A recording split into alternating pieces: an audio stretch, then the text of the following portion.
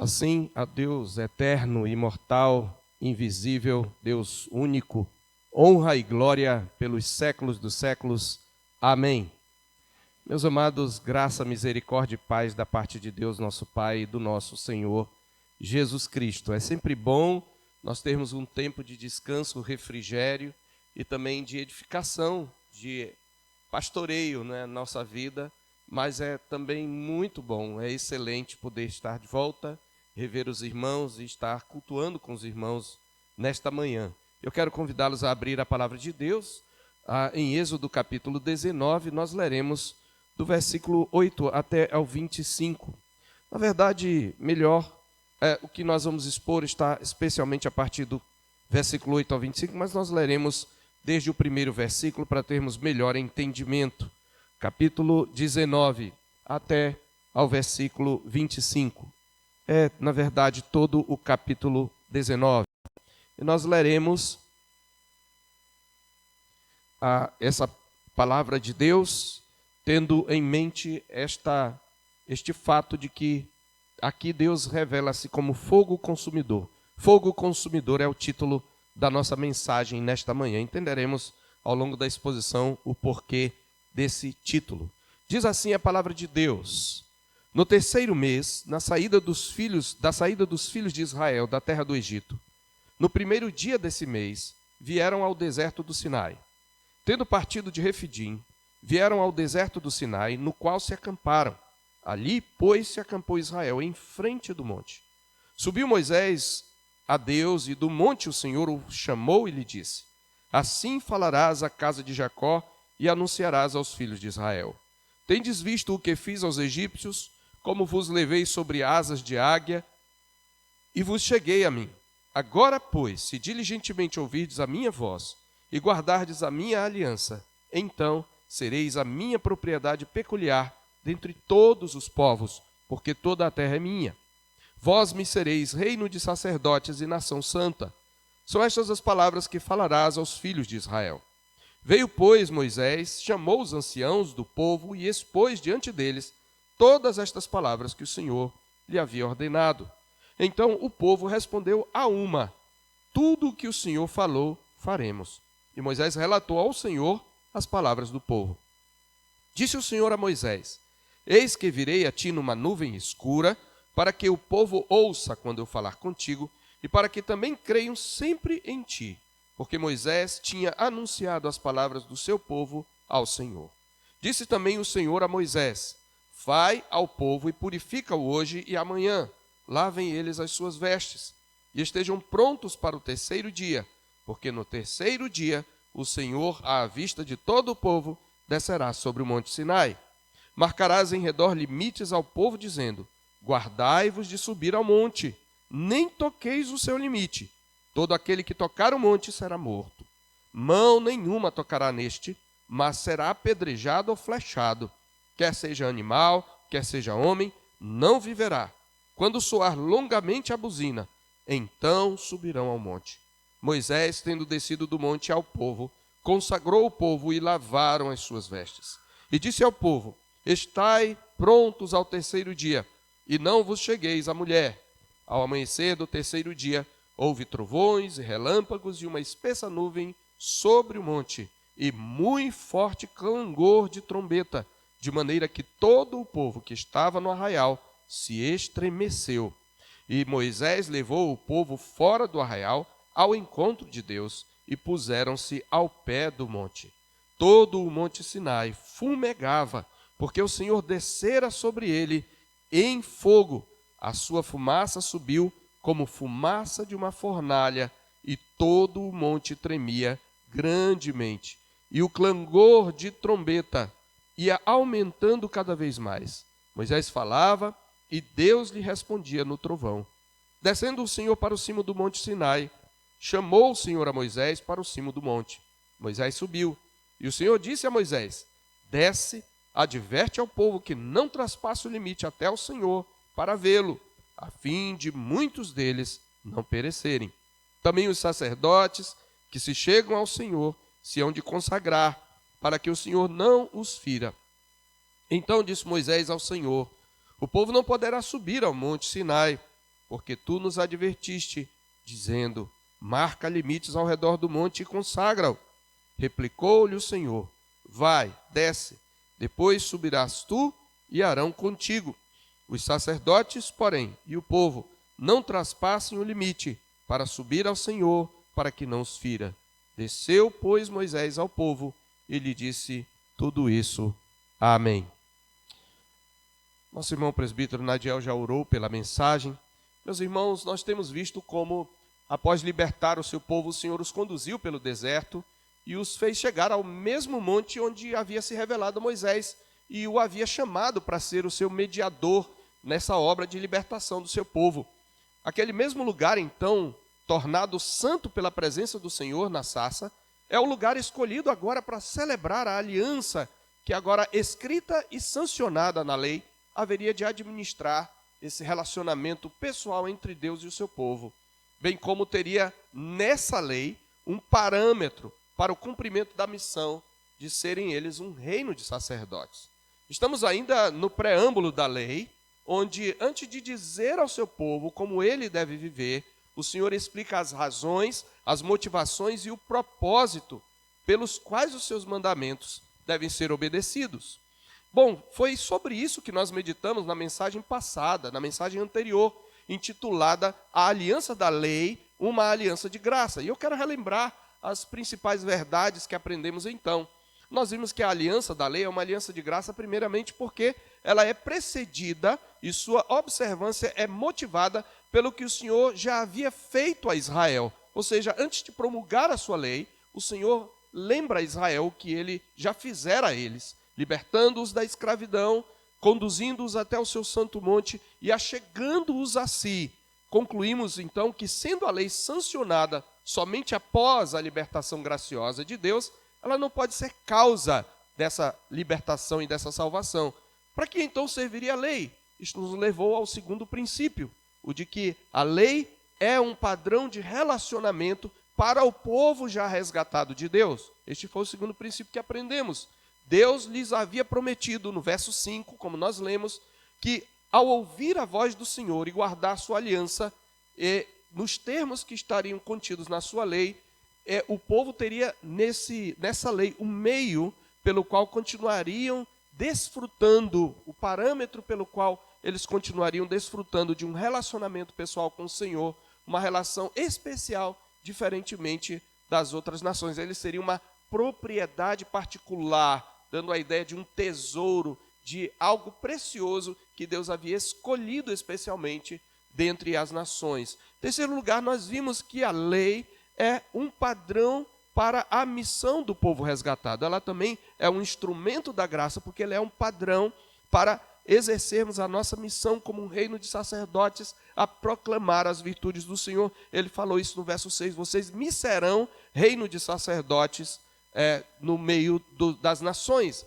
Então a lei seria um padrão para o serviço sacerdotal de Israel perante Deus, no culto e na obediência, e perante as nações na obra de intercessão, no testemunho e na proclamação das virtudes do seu Deus às nações entre as quais Israel estaria. Ela seria também um padrão de santidade devida ao Senhor e ainda um padrão da sabedoria que Israel deveria exibir na sua conduta, na sua mensagem e que seria testemunhada pelos povos. Nós vimos assim, meus irmãos, que quanto mais compreende o sentido da lei, tanto mais o crente reconhece a sua dependência da graça de Cristo e da sua graça. E quanto mais ele compreende a graça de Cristo, tanto mais prazer ele terá na lei de Deus. A graça, portanto, como vimos, não é um salvo-conduto para desobedecermos a lei de Deus, antes ela é uma motivação para nós a cumprirmos. E aquele que pertence ao povo resgatado do Senhor, ele terá prazer na lei de Deus e nela há de meditar dia e noite e há de guardá-la com alegria e gratidão. E ainda contextualizando o nosso texto, só para nós relembrarmos, como eu já observei, a aliança do Sinai tinha a mesma estrutura dos antigos tratados hititas do Oriente, do Antigo Oriente. E consistia basicamente, eu estou reduzindo bem de maneira simples, ao seguinte esboço. Os tratados hititas, que eram tratados de aliança entre um rei mais poderoso e um rei menos poderoso, que seria o seu vassalo. O rei mais poderoso seria o protetor daquele vassalo, e o vassalo deveria fidelidade, obediência e pagar impostos a esse rei mais poderoso. E esses tratados consistiam, primeiro, de um preâmbulo, exaltando os feitos do rei suzerano em favor do seu vassalo. Segundo, havia um conjunto de leis que regeriam esse relacionamento de aliança. E terceiro, uma série de bênçãos e maldições, estipulando os benefícios do cumprimento e as consequências dos descumprimentos daquela aliança, que era sancionada normalmente com sangue, para mostrar que aquele era um pacto de vida e de morte. A transgressão daquela aliança traria a morte. E nós já vimos a primeira parte do preâmbulo, dos versos 1 a 8, e hoje eu gostaria de convidá-los a observarem comigo aquilo que nós chamamos de teofania, a teofania que acontece no Sinai. Você sabe, teofanias são aquelas manifestações sobrenaturais da presença e da pessoa de Deus, gloriosas, que nós vemos ao longo da Escritura. Nós vemos várias teofanias na Escritura, e onde Deus mostra a sua glória de uma maneira que é inusitada e que causa temor no seu povo. Então, teofania vem de duas palavras, theos, né? E a palavra phainomai, que significa aparecer, manifestar-se, que deu origem à nossa palavra fenômeno. Então, teofania é uma manifestação sobrenatural do Senhor Deus, muitas vezes visível, não que se vê o seu rosto, mas vê-se algum tipo de brilho da sua glória, alguma manifestação ou com som, ou com imagem, que não é a imagem de Deus, mas é que demonstra a sua presença. Então, nós gostaríamos de examinar essa teofania, que é descrita graficamente por Moisés aqui, dos versos 8 a 25. E essa teofania ocorre no contexto da entrega da lei, e ela revela algo do caráter de Deus e traz algumas implicações para o modo como nós devemos nos aproximar desse Deus. Conforme nós veremos, meus irmãos, os fatos aqui descritos de maneira gráfica, eles têm profundas implicações sobre o culto que prestamos a Deus, bem como a forma de nos relacionarmos com Ele. Então, essas são, aqui nós temos praticamente alguns princípios que se relacionam com o culto. Nós veremos que a própria Escritura, interpretando a Escritura, ela vai falar desta passagem como algo que nos mostra como devemos nos aproximar de Deus e nos portar a Ele diante dele na hora do culto.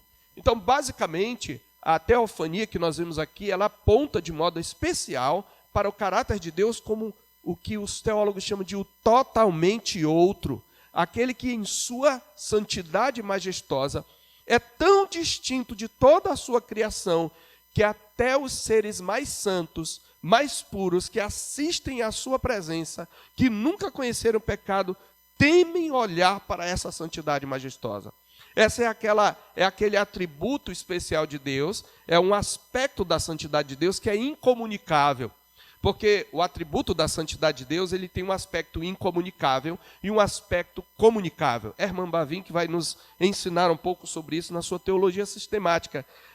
Na sua santidade majestosa, Deus é santo de uma maneira, é sobrenatural e é transcendente de uma maneira que nem os seres mais puros ousam contemplá-lo. E nós vemos isto, por exemplo, em Isaías capítulo 6. Os serafins, seres de fogo, que assistem à presença de Deus de um rodeio e não tem descanso, o tempo todo adorando, dizendo: Santo, Santo, Santo é o Senhor dos exércitos, toda a terra está cheia da sua glória. Eles, com duas asas, eles tinham 6 asas, e com 2 eles cobriam o rosto para não olhar para essa glória. Então, o que nós temos aqui é uma manifestação dessa santidade majestosa, e Deus se mostra como aquele que é o totalmente outro, distinto de toda a sua criação, de todo o universo, e cuja santidade deve produzir em suas criaturas temor e tremor.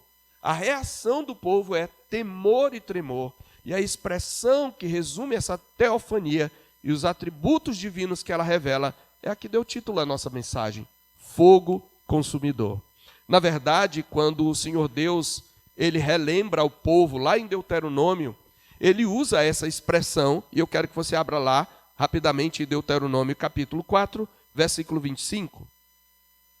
Deuteronômio 4, 25. Nós estamos, nesse caso, numa revisão, Moisés falando à nova geração, prestes a entrar na terra prometida. Ou melhor, 4, 24.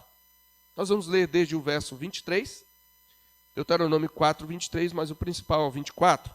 Guardai-vos, não vos esqueçais da aliança do Senhor, vosso Deus, feita convosco, e vos façais alguma imagem esculpida, semelhança de alguma coisa que o Senhor, vosso Deus, vos proibiu. Porque o Senhor teu Deus é fogo que consome, é Deus zeloso. Então, revisando esta entrega da lei, Moisés relembra, já ensinando, que toda aquela teofania mostrava a Deus como fogo consumidor. E nós vamos ver todo um campo semântico de palavras que remetem a esse Deus como fogo consumidor. O monte fumegava como uma fornalha, Deus desce num fogo, o monte treme, há trovões e relâmpagos. Tudo isso aponta a Deus como aquele que é fogo consumidor. É assim que o Senhor está se revelando a Israel. E qual é o significado dessa expressão, fogo consumidor? E aqui, meus irmãos, é muito importante nós entendermos, porque muitas pessoas, ou melhor, muitos segmentos da ala evangélica associam a figura bíblica do fogo a alguma experiência de êxtase espiritual, né? Ah, eu quero sentir o fogo, Senhor, manda fogo, Senhor, né? Eu quero o fogo de Deus. Você só vê poucas, talvez eu me lembro de uma oração em que um profeta pede ao Senhor que envie fogo, que é Elias. Ou o próprio Elias também diz para um soldado, se eu sou o profeta de Deus, desça fogo. E o que o fogo fez? Queimou e consumiu. Veja, todas as vezes que a glória de Deus vai manifestar-se na peregrinação de Israel, ela lambe aos arredores do arraial e mata os líderes das rebeliões que vão acontecendo ao longo do caminho. Então, muitas pessoas, no entanto, erradamente hoje, associam a experiência de fogo a uma experiência espiritual de êxtase, quando, na verdade, meus irmãos, a figura do fogo está relacionada ao juízo de Deus.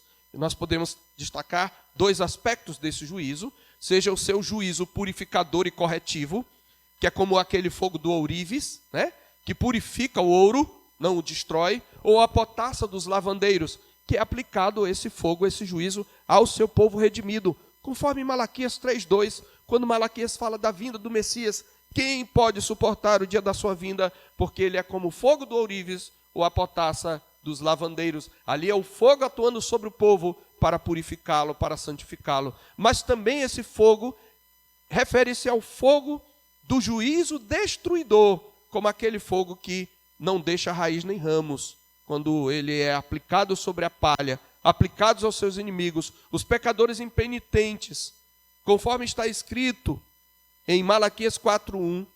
Malaquias 4:1 diz, na Nova Almeida atualizada: pois eis que vem o dia, queimando como fornalha, todos os soberbos e todos os que praticam o mal serão como a palha. O dia que vem os queimará, diz o Senhor dos Exércitos, de modo que não lhes deixará nem raiz, nem ramo. Então esse Deus que é fogo consumidor, ele é um fogo que purifica o seu povo e que destrói os ímpios. E é nesse contexto que eu quero trazer aqui alguns princípios e algumas verdades que aprendemos sobre esse fogo consumidor a partir das ordens, dos comandos que Deus dá ao seu povo através de Moisés. Eu quero trazer 5 verdades acerca de Deus como fogo consumidor. E a primeira é esta: como fogo consumidor, nós aprendemos aqui que como fogo consumidor, Deus convoca o seu povo adquirido a aproximar-se dele e prestar-lhe culto. Deus convoca o seu povo adquirido a aproximar-se dele e prestar-lhe culto. Observe que o culto, que a aproximação não parte de uma decisão de Deus, do povo, mas é de Deus. Deus diz: eu, desde o capítulo 19, verso 4, tendes visto o que fiz aos egípcios, como vos levei sobre asas de águia, e vos cheguei a mim. Ou seja, Deus é que toma a iniciativa da libertação e da aproximação. E aqui Deus diz, olha, Moisés, só você vai subir. E ele diz, só quando eu falar é que o povo vem. E Deus então convoca o povo e o povo responde. Meus irmãos, isto se aplica ao culto. Porque o culto que nós prestamos a Deus, ele não parte de uma decisão de nossa, do povo de Deus.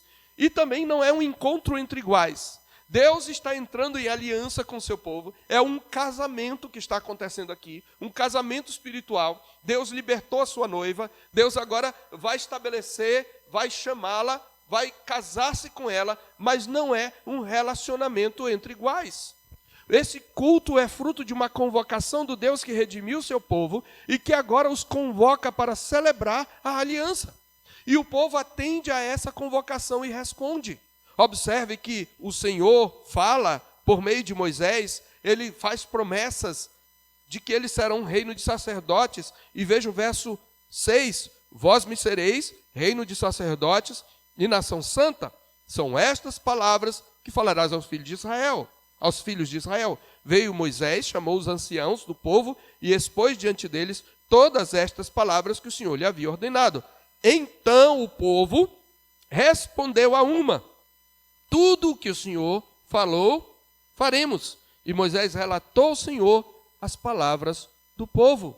Meus irmãos, o Senhor convoca o seu povo atende a essa convocação e responde. Então, nesse sentido, aplicando ao culto, o culto ele é dialógico, ou seja, o culto é um diálogo entre o Senhor e o seu povo. Mas esse diálogo é iniciado pelo Senhor, é conduzido pelo Senhor. O Senhor ordena e o povo diz, tudo que o Senhor falou, nós faremos. Como agora está acontecendo na exposição das Escrituras, o Senhor se manifesta, ele manifesta a sua presença, seu povo reconhece a sua presença e o adora e se prostra. O Senhor ordena e o povo obedece. Como fogo consumidor, Deus, que demonstra nisso a sua misericórdia, convoca um povo pecador que ele resgatou e o autoriza a se aproximar dele. E o povo atende alegremente, com gratidão no coração, a essa convocação do Senhor. Em segundo lugar, nós aprendemos desse texto que, como fogo consumidor, esse Deus também exige santidade daqueles que se aproximam dele. Ele nos convoca a nos apresentarmos a ele, mas não é do jeito que nós queremos. Ele indica como devemos nos aproximar dele. Lembremos-nos que Deus não apenas é santo, Deus também é imutável em seu ser e em todos os seus atributos. Logo, meus irmãos, Deus não ajusta o grau da sua santidade, nem transgride contra ela, nem tampouco abaixa o grau de suas exigências para ter um relacionamento conosco. Nosso Senhor é infinitamente reto e justo. Consequentemente, Ele exige perfeição para que tenhamos um relacionamento com Ele. É necessário que o seu povo seja santo como Ele é santo. É necessário um preparo para nos aproximarmos dEle. Observe os versos 10 e 11 e os versos 14 e 15. No verso 10, disse também o Senhor a Moisés, vai ao povo e purifica-o hoje e amanhã, lavem eles as suas vestes e estejam prontos para o terceiro dia, porque no terceiro dia, à vista de todo o povo, descerá sobre o monte Sinai. Esse rito de lavar as vestes, que depois seria feito pelos sacerdotes, antes de entrar no santuário, havia uma bacia, quando nós ainda vamos ver na exposição quando nós falarmos sobre o tabernáculo, entre o altar e o tabernáculo havia uma bacia onde os sacerdotes precisavam se lavar, significando que era preciso purificar-se antes de se aproximar do Senhor. E nos versos 14 e 15, Moisés, tendo descido do monte ao povo, consagrou o povo. A palavra aqui literalmente é santificou o povo e lavaram as suas vestes e disse ao povo, estai prontos ao terceiro dia e não vos chegueis à mulher, porque qualquer fluxo emitido pelo corpo era considerado uma impureza ritual. Então era por isso que não podia se chegar à mulher. Esses homens, então, essas pessoas deveriam, ao amanhecer do terceiro dia, estar santificados. Havia um rito de purificação para estar na presença do Senhor. Então veja, para aproximar-se do Senhor, esse povo precisa ser purificado para não ser consumido pela ira do Senhor, que é fogo consumidor. E a manutenção, meus irmãos, desse relacionamento e das bênçãos da aliança está intimamente ligada com o cultivo dessa santidade no coração e na conduta, que na vida, no dia a dia, consiste na mortificação diária do pecado e na busca da plenitude do Espírito. É isso que o Senhor ensina nesse texto, quando Ele ordena ao povo que se santifique antes de chegar, não ao cume, porque o povo não podia subir ao cume, mas antes de chegar ao sopé do monte. E Deus aqui, mais uma vez, no meio de toda essa santidade majestosa, está demonstrando o seu amor e a sua misericórdia, porque Ele mostra o perigo que é para nós nos relacionarmos com Ele que é santo, vivendo no pecado. Não é possível. Este é o ponto. Em terceiro lugar, neste texto, nós aprendemos que, como fogo consumidor, Deus também estipula os termos pelos quais deve ser adorado e obedecido. Deus estipula os termos pelos quais deve ser adorado e obedecido. Observe que Deus propõe ao seu povo a oportunidade de desfrutarem de um relacionamento pessoal com Ele. Nós já vimos isto no verso 5. Agora, pois, se diligentemente ouvirdes a minha voz e guardardes a minha aliança, então sereis a minha propriedade peculiar dentre todos os povos, porque toda a terra é minha. Ele está dizendo, vocês continuarão desfrutando desse relacionamento que eu, pela graça, iniciei, libertando-os do Egito. Então, Deus propõe a oportunidade de desfrutarmos um relacionamento pessoal com Ele, um relacionamento de aliança. E isso significa o quê? Quando Ele diz, eu vos cheguei a mim, isto envolve intimidade. Deus nos dá a oportunidade, queridos, de ter intimidade com Ele. Mas precisamos entender, irmãos, que essa intimidade não é nenhum tipo de coleguismo. Deus não é o nosso coleguinha, com quem nós podemos brincar irreverentemente, como num parque de diversões, ou fazendo as mesuras que bem entendermos na sua presença. Eu vou pular na presença do papai, eu vou dançar na presença do papai, eu vou cacarejar na presença do papai, eu vou rir, enfim, vou gargalhar, vou cair. Não. Ele não é nosso coleguinha. Essa intimidade também não é uma rede de serviços, não é um hipermercado de opções que estão ao gosto do cliente, né? Da clientela. Não é um hipermercado de opções ao gosto da clientela. Deus não é nosso funcionário. Nem Ele é um chefe de uma loja de departamentos da graça, de um shopping, né? Da sua satisfação, da satisfação dos seus desejos, a fim de responder às orações nas quais pedimos mal, para esbanjarmos em nossos próprios prazeres, como Tiago denuncia no capítulo 4, verso 3 da sua epístola. Por fim ainda, essa intimidade tampouco é um balcão de negócios, do qual nós nos utilizamos usando o bordão da fé, né? A varinha de condão da fé, para barganhar com Deus numa espécie de mercado da fé. Essa é uma relação pessoal de intimidade com Deus, que é fogo consumidor. Esta é a questão. Não se trata, portanto, de um relacionamento qualquer. E nesse relacionamento o povo de Deus chega primeiro para adorar e para ouvir. E o faz não ao seu bel prazer, meus irmãos, mas de acordo com o que Deus ordena em sua palavra. Veja, ele diz que eles têm que lavar as vestes. Depois, observe que Moisés leva no verso 17 o povo para fora do arraial, ao encontro de Deus. Ele se põe ao pé do monte. Moisés falava ao Senhor, o Senhor lhe respondia do trovão. E depois Moisés sobe de novo, o Senhor adverte o povo que não traspasse o limite, ele coloca limites, até onde o povo pode ir, quando o povo pode achegar-se, quando não. Ele estipula como é que o seu povo vai se portar diante dele. Então, como fogo consumidor, meus queridos irmãos, o Senhor Deus, ele estipula os termos pelos quais ele quer ser adorado e obedecido. Em quarto lugar, aprendemos nesse texto que, como fogo consumidor, Deus também destrói o pecado e o pecador que dele não se aparta. Deus destrói o pecado e o pecador que dele não se aparta. Como eu já havia adiantado no início, que temos aqui uma teofania.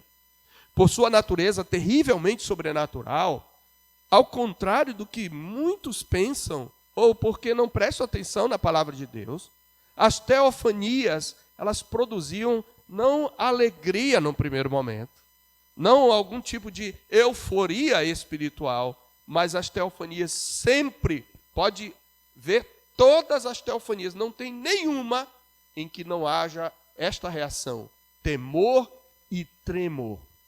E não é um medo qualquer, é um respeito reverente, que ao mesmo tempo treme diante dessa santidade e ao mesmo tempo quer adorá-lo, quer servi-lo, quer obedecê-lo, quer proclamá-lo.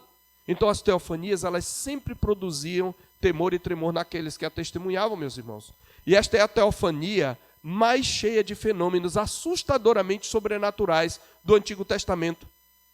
Tanto mais porque não se trata de uma visão, como é o caso de Ezequiel, por exemplo, que tem uma visão terrível. Mas o que temos aqui é uma experiência testemunhada de maneira visual, direta. Não é uma visão. Deus está trazendo fenômenos sobrenaturais, reais, que uma multidão de milhões está ouvindo, está vendo. Ou seja, foi testemunhada por uma nação inteira ao mesmo tempo. O clangor crescente de trombetas, o monte fumegando como fornalha ardente e tremendo, a nuvem espessa e ao mesmo tempo luminosa sobre o monte, os trovões e relâmpagos, o Senhor descendo sobre o monte em fogo, como diz o texto, com a sua voz sendo literalmente ouvida como o som de um trovão, tudo apontava para o caráter santo e temível do Senhor. Daí as advertências para que o povo não cruzasse o limite dos marcos ao redor do monte, sob pena de morte. Veja os versos 12 e 13 e os versos 21 a 24, mostrando que como fogo consumidor, Deus destrói o pecado e o pecador que dele não se aparta. Versos 12 e 13. Marcarás em redor limites ao povo, dizendo, guardai-vos de subir ao monte. Nem toqueis o seu limite. Ele está falando com o seu povo. Todo aquele que tocar o monte será morto. Nenhuma mão tocará nele, mas será apedrejado. Inclusive Deus ordena, tinha que ter flecheiros e gente com pedra na mão. Quem chegar lá tinha guarda para apedrejar e para flechar quem tocasse, até animal que tocasse no limite do monte, onde estava cercado, onde estava marcado. Ele diz, olha, agora, eu vou dizer quando vocês podem subir, não até o cimo, mas até o limite que eu estabelecer. Quando soar longamente a buzina, então subirão ao monte. E nos versos 21 a 24 ele fala também, e o Senhor disse a Moisés, desce, adverte ao povo que não traspasse o limite até o Senhor, para vê-lo, a fim de muitos deles não perecerem. Eles já estavam naquele lugar onde era permitido, mas eles não podiam subir, somente Moisés. Também os sacerdotes que se chegam ao Senhor se hão de consagrar, para que o Senhor não os fira. Veja, para que o Senhor não os fira, não destrua o seu próprio povo. Então disse Moisés ao Senhor, o povo não poderá subir ao Sinai, porque tu nos advertiste, dizendo, marca limites ao redor do monte e consagra-o. Mas Deus diz, vai, porque eu conheço esse povo. Você tem que repetir, meu filho. Desce, obedece o que eu estou falando, porque ainda vai ter gente que vai querer subir. Vai ultrapassar o limite. E eu não quero ferir o meu povo. Então vai e desce. Depois subirás tu e Arão contigo, os sacerdotes, porém o povo não traspasse o limite para subir ao Senhor, para que não os fira. E desce Moisés e fala ao povo. Em quinto e último lugar, queridos, nós aprendemos que como fogo consumidor, por causa da sua santidade, Deus provê um mediador para que o seu povo não seja consumido pela sua ira. Deus provê um mediador. Veja que mesmo manifestando-se como fogo consumidor, em cada passo Deus mostra sua misericórdia. Deus provê um mediador para que não sejamos consumidos pela sua ira. Esse mediador aqui é Moisés. Nós devemos responder, ou pelo menos fazer a pergunta, como é que pecadores da nossa laia podem ter intimidade com um Deus que é fogo consumidor, que é o totalmente outro, que nem os serafins que não conhecem o pecado ousam contemplar? Qual é a resposta? Antes de tudo, o povo de Deus precisou ser libertado por ele. Segundo, é Deus quem convoca esse povo resgatado e o autoriza a adentrar a sua presença. Terceiro, é Deus quem estipula os termos dessa aproximação e da aliança que ele vai ter com o seu povo. E tudo isto, como vemos até aqui, aconteceu por meio de um mediador. Nós vimos até aqui, mas eu quero só relembrar com você. Veja o que diz o verso 3. Subiu Moisés a Deus, e do monte o Senhor o chamou e lhe disse: assim falarás à casa de Jacó e anunciarás aos filhos de Israel. É Moisés quem está falando. O povo até ouviu, num primeiro momento, a voz do Senhor.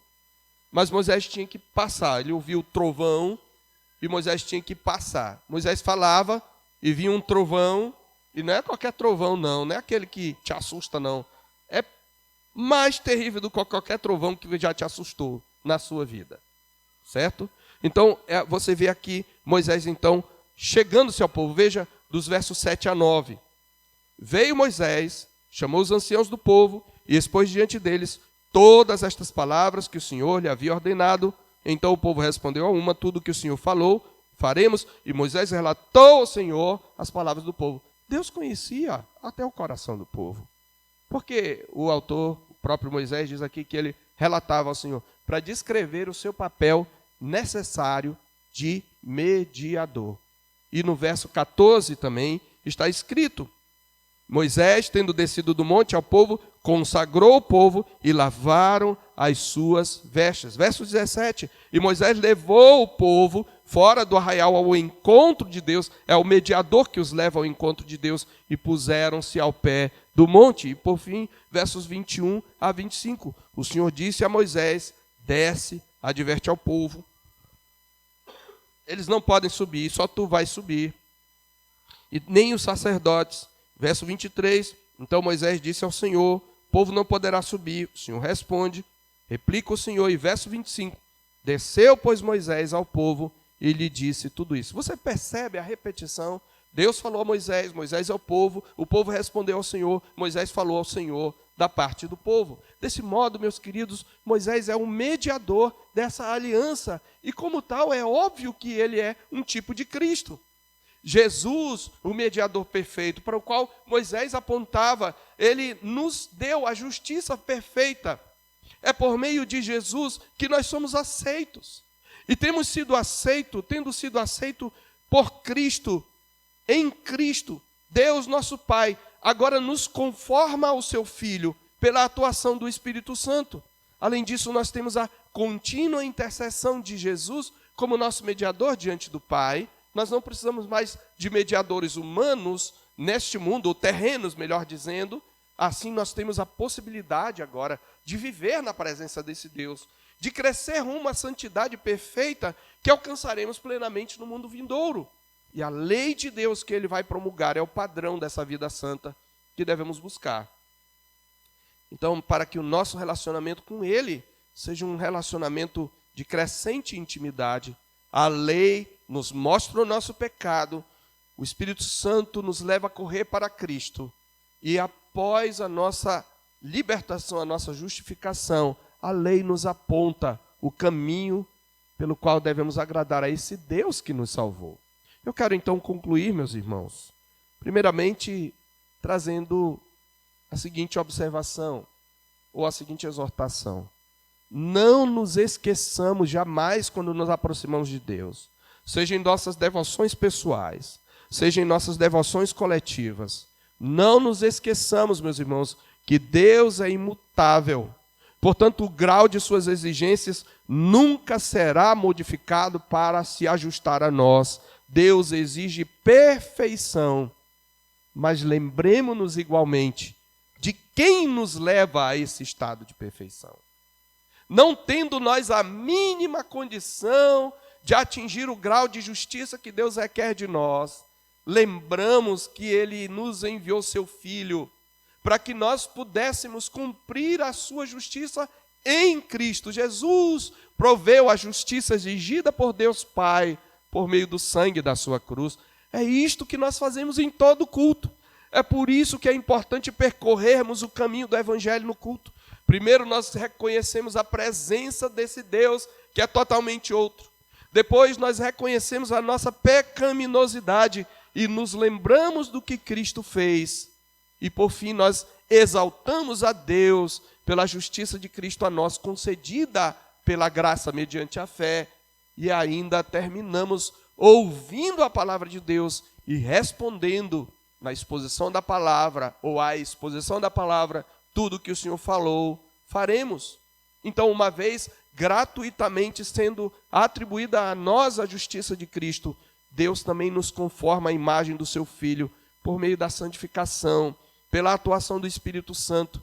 E a lei, meus irmãos, que ele promulgaria ali no Sinai, é o padrão e continua, a igreja, sendo o padrão absoluto dessa vida santa que devemos buscar, para que nosso relacionamento com esse Deus seja profundo, de crescente intimidade e frutífero como um reino de sacerdotes.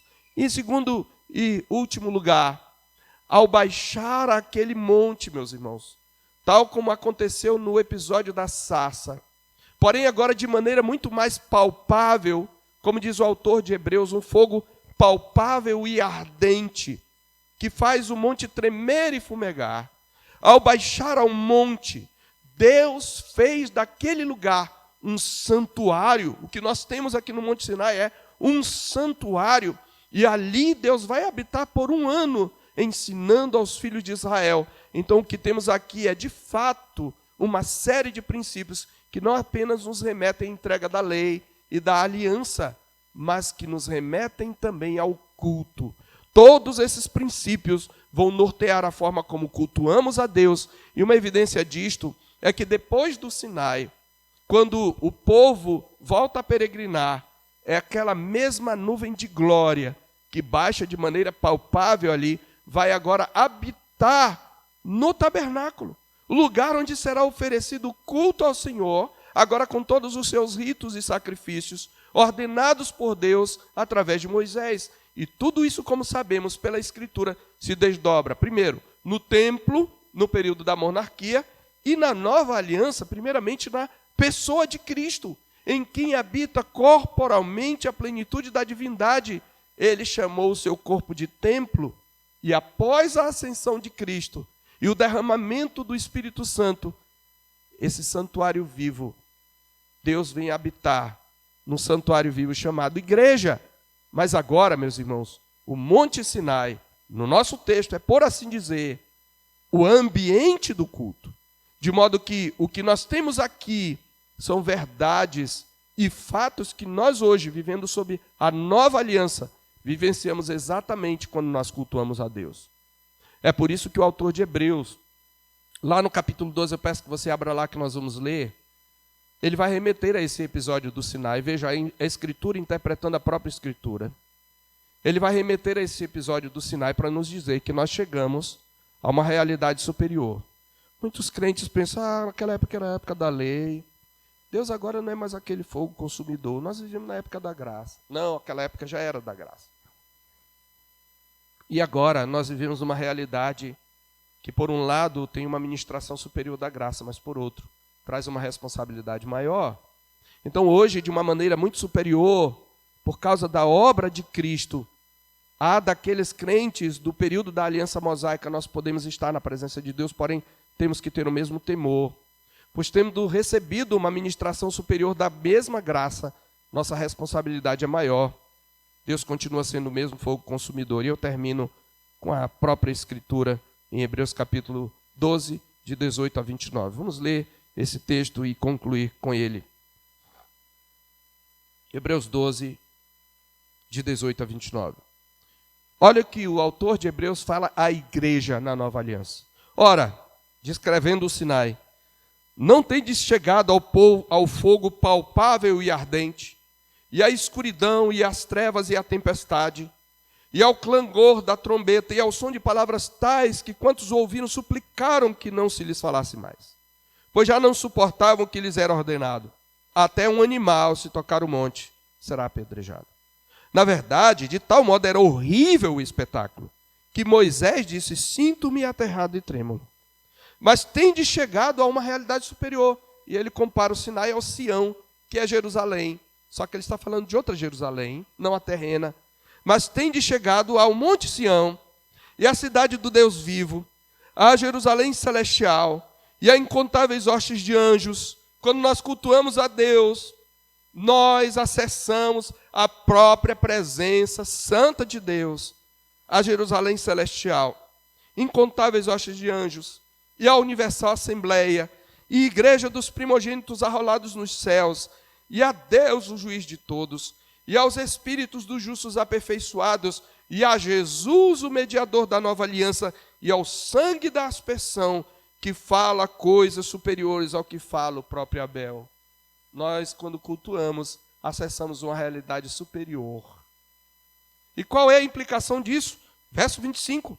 Tende cuidado, não recuseis ao que fala, na exposição das Escrituras, pois senão escaparam aqueles que se recusaram a ouvir quem divinamente os advertia sobre a terra, a saber, Moisés. Muito menos nós, os que nos desviamos daquele que dos céus nos adverte, o Senhor Jesus, pelo seu Espírito. Aquele cuja voz abalou então a terra, agora, porém, ele promete, dizendo, ainda uma vez por todas farei abalar não só a terra, mas também o céu. Ora, esta palavra, ainda uma vez por todas, significa a remoção dessas coisas abaladas, como tinham sido feitas, para que as coisas que não são abaladas permaneçam. Veja o verso 28. Por isso, recebendo nós um reino inabalável, retenhamos a graça. Deus nos deu a sua graça, mas não desprezemos a graça, pela qual sirvamos. Essa palavra aí é o termo latreo, de onde vem a palavra idolatria, significa servir em adoração. Serviço aqui é serviço de culto. Retenhamos a graça pela qual cultuemos a Deus de modo agradável. E como é o modo agradável, igreja? Com reverência e santo temor. Por quê? Porque o nosso Deus é fogo consumidor. Que verdades maravilhosas e ao mesmo tempo terríveis. Que o Senhor Deus nos ensine e nos capacite a estar na sua presença da maneira que sua santa e majestosa presença é digna de como nós devemos nos portar.